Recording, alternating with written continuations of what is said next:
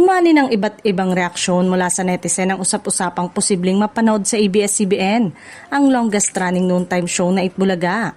Kasunod ng mga balitang may panibagong pakikipag-ugnayan ng Kapamilya Network sa ilang media companies. Dahil sa patuloy na pagbabago sa industriya ng telebisyon at sa mga nagdaang collaboration ng iba't ibang network. May ilang tagahanga na nagtatanong kung posible bang magkaroon ng pagkakataon na maipalabas din sa mga platform ng ABS-CBN ang programa ni Tito Sotto, Vic Sotto, Joey De Leon at ng Dabarkads.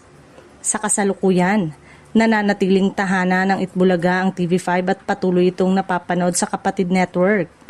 Wala ring opisyal na pahayag mula sa pamunuan ng ABS-CBN at TV5 tungkol sa posibilidad na maipalabas ang noontime show sa mga platform ng Kapamilya Network. Ayon sa ilang observers, hindi imposibleng mangyari ang mga collaboration sa pagitan ng malalaking media companies, lalo na't ilang beses nang napatunayan na maaaring magsanib-puwersa ang dating magkatunggaling network para mas mapalawak ang abot ng kanilang mga programa. Gayunpaman, nananatiling haka-haka lamang ang lahat sa ngayon at wala pang kumpirmasyon kung magkakaroon ng mga ganitong setup sa hinaharap. Ang anumang pagbabago ay nakadepende pa rin sa magiging kasunduan ng mga sangkot sa kumpanya. Samantala, patuloy na inaabangan ng mga manonood ang mga sunod-sunod na hakbang ng mga pangunahing network sa bansa, habang umaasa ang ilan sa mas marami pang collaboration ang mabubuo para sa kapaki-pakinabang ng mga Pilipinong manonood.